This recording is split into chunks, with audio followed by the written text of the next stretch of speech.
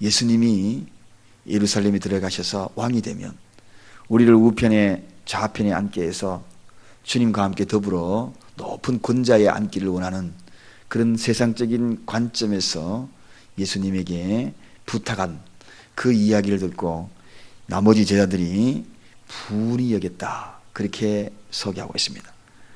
아니, 똑같이 예수님을 따랐는데 누구는 오른쪽에 누구는 왼쪽에 높은 자리에 앉을 수 있느냐, 또 너희들만 특별히 청탁하여 높은 자리에 앉게 하려고 예수님께 그렇게 부탁을 했는 이 나쁜 놈아 하면서 제자들이 분이 여겼다는 것입니다.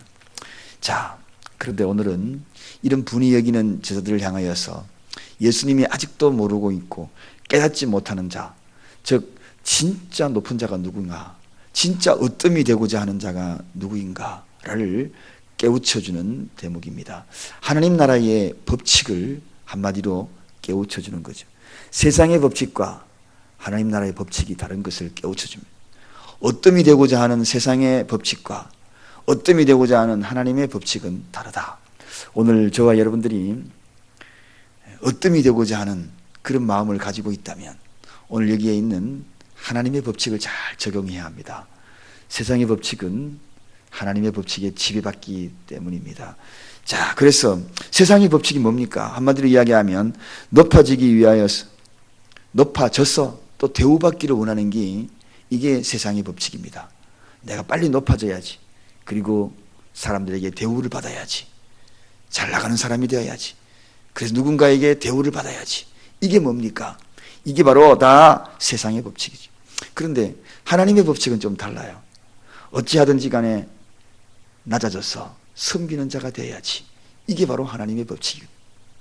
어뜸이 되고자 하는 자의 특징은 하나님의 법칙을 잘 적용을 해야 되는데, 세상의 법칙은 뭡니까? 내가 살기 위해서 그 누군가를, 상대를 짓밟고 죽여야 합니다.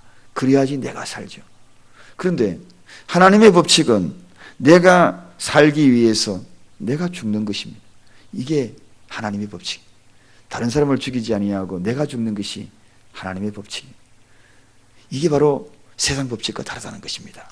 자, 그렇다면 오늘 이렇게 으뜸이 되고자 하는 자, 한마디로 섬기는 자가 되라. 그래야 으뜸이 된다. 섬기는 자가 되라. 그래야 높아진다. 주님이 깨닫지 못하는 제자들에게 어찌하면 스스로 주님의 오른편에 앉고 왼편에 앉아서 세상적인 방법으로 권력에 눈이 어두운 그러한 세상의 법칙에 따라가고자 하는 제자들에게 이렇게 안타까운 마음으로 다시 제자들을 설득을 시킵니다. 자, 섬기는 자가 되라. 으뜸이 되고자 하냐? 섬기는 자가 되라. 그러면 섬기는 자는 어떻게 해야 되는가? 섬기는 자의 특징이 있습니다. 섬기는 자는 부지런한 자입니다. 여러분, 부지런하지 아니하고 그 누군가를 섬길 수 있겠어요? 대부분 대우받고자 하는 자들은 움직이지 않습니다. 손끝 하나 움직이지 않습니다. 형제들 간에도 가만히 보면 대우받고자 하는 자는 눈치를 살살 보고, 그런 며느리들 있잖아요. 동서지간이 있잖아요. 명절 때 보면 누군가를 막 섬기려고 하는 그런 동서지간에도 이렇게 부지런히 왔다 갔다 하는 그런 사람이 있는 반면에 대우를 받고자 하는 사람들은 가만히 보면 눈치를 살살 보며 부지런히 섬겨야 될 자리를 뒷걸음질 치는 것을 보게 되죠. 여러분, 어뜸이 되고자 하는 것 중요하지요.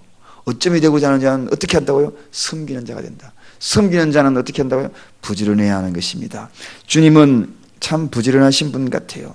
그리고 또 그 부지런함을 제자들에게 몸소 일러주신 것을 보게 됩니다. 그래서 우리 믿음의 사람들은 부지런의 하나의 법칙이 있지요. 성경에 보면 곧, 즉시, 그 다음에 한시도 지체하지 말고 하는 이런 단어가 종종 나옵니다. 부지런한 대명사지요. 부지런한 자는 내일 일을 미루지 않습니다. 곧, 즉시, 한시도 미루지 않고 이런 마음을 가지고 나가는 것이 부지런하죠. 일을 이렇게 하다 보면은 곧, 즉시 이렇게 주변에 있는 사람들이 하는 모습을 보면 참, 부지런하구나. 그런 모습들을 보게 됩니다. 이런 자들이 섬김의 자세죠. 결과적으로 이런 자들이 나중에 보면 어뜸이 되는 거죠. 그래서 여러분, 몸을 부지런히 움직이고, 생각을 부지런히 움직이고, 내 영혼을 부지런히 움직여야 되겠다. 그렇게 마음을 먹어야 주님이 기뻐하고 그들을 섬기는 자리에 반열에 들게 하고 그들을 어뜸이 되게 한다는 것입니다. 두 번째, 어뜸이 되고자 하는 자는 잘 섬겨야 할 텐데, 섬기는 자의 특징은 무엇입니까? 인내하는 자죠. 여러분, 인내하는 자가 잘 섬깁니다. 바울은 디모데에게 범사에 오래 참으라, 오래 참을 것을 인내하라고 디모데후서 4장 2절에 그렇게 이야기하거든요. 영적인 아들 디모데에게 그렇게 일러줍니다. 디모데야, 오래 참아야 된다. 그렇게 일러주는 거죠. 여러분, 사랑의 특징이 뭡니까? 사랑은 언제나 오래 참고 그러거든요. 그 오래 참는 것, 그래야지 섬길 수 있거든요. 에라 모르겠다 하고 집어 던져버리면 섬길 수가 없겠죠. 인내하는 자, 언제나 인내하는 자가, 그런 자가 섬기는 자가 되는 것이고, 그들을 들어서 어뜸의 자리에 서게 될 수 있도록 하는 것입니다. 주님의 명령을 끝까지 준행하기 위하여서는 참으로 인내가 필요한 거죠. 땅 끝까지 복음을 전하기 위해서 인내가 필요할 때가 참 많습니다. 일을 이렇게 하다 보면 그만둬 버릴까, 그러다가 어뜸이 되고자 하면 섬겨야 되는데, 섬기는 자는 인내하라 그랬는데, 사랑하는 여러분, 오늘도 이 말씀을 생각하면서 인내의 자리에 인내의 쓴 잔을 마실 때마다 이 인내의 쓴 잔이 나를 어뜸으로 가는 그런 길목에 있는 잔이구나, 그렇게 생각하고, 그래서 제자들에게 지난 시간에 뭐라고 그랬습니까? 내가 마실 쓴 잔을 너희도 마실 수 있느냐? 그 쓴 잔 마시는 거, 이거 보통 인내하면 못하지 않습니까? 쓴 잔이라는 것은 한마디로 고난을 의미하거든요. 고통을 의미하거든요. 그 고통을 감내할 수 있느냐? 제자들에게 그렇게 그 질문을 던집니다. 사랑하는 여러분, 오늘도 바로 이러한 으뜸이 되고자 하는 자, 섬기는 자는 인내할 줄 알아야 된다. 그 다음에 섬기려고 하고 으뜸이 되고자 하는 자는 겸손해야 한다는 것입니다. 남을 섬기려고 하면, 겸손하지 못하면 절대로 섬길 수가 없어요. 대우받는 자, 내가 대우받아야 되겠다라고 생각하는 사람들 가만히 보세요. 겸손한 자 있는가? 대부분이 교만한 자들이죠. 그러나 남을 섬기려고 하는 자, 그들을 가만히 보면은 참 겸손하구나 하는 것을 깨닫게 됩니다. 그래서 제자들을 향하여 예수님이 뭐라고 합니까? 낮아져라. 낮아지는 자의 특징은 자꾸 섬기려고 그러거든요. 조금이라도 섬기려고 하는 그런 자세가 있는 분이 낮아지려고 하는 그런 특징이거든요. 그 낮아지려고 하는 자의 특징, 그것은 곧 겸손한 자의 특징이 되지 아니하면 결코 낮아질 수가 없다는 것입니다. 오늘 이 시대에 주님이 우리를 향하여서 어뜸이 되고자 하는 자, 섬겨야 한다. 섬기려면 낮아지는 자세를 가져야 한다. 그래서 주님이 이 땅에 오실 때에 가장 낮은 자로 오셨잖아요. 어떤 자예요? 말 구유 안에서 태어났잖아요. 정말 선하고 낮은 자의 모습이 아닙니까? 왕궁도 아니었어요. 가문에 뼈대 있는 집안도 아니었어요. 당시에 가장 천박한 그런 직업을 가진, 그런 육신의 목수, 그 직업을 가지고 일을 하셨지 않습니까? 낮은 자. 그렇습니다. 이들은 곧 겸손을 상징하는 거거든. 어뜸이 되고자 하는 자는 낮아져야 한다. 그 낮은 자는 뭔가? 자, 겸손한 자다. 자, 그 다음에 이 어뜸이 되고자 하는 자는 잘 섬겨야 되는데, 그 섬기는 자의 특징이 또 하나 있습니다. 그들의 특징이 뭡니까?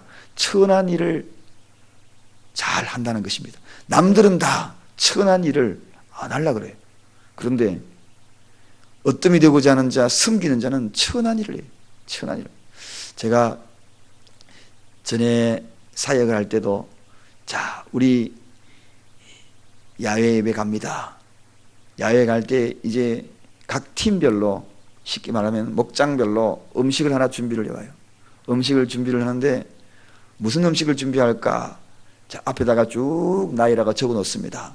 거기에는 잡채, 그다음에 불고기, 그다음에 음료수, 수박, 뭐 이렇게 몇 가지 쭉 음식을 적어 놓으면 목장별로 하나씩 선택해 가지고 그렇게 하는데, 누구든지 어려운 걸 다 안 하려고 그래요.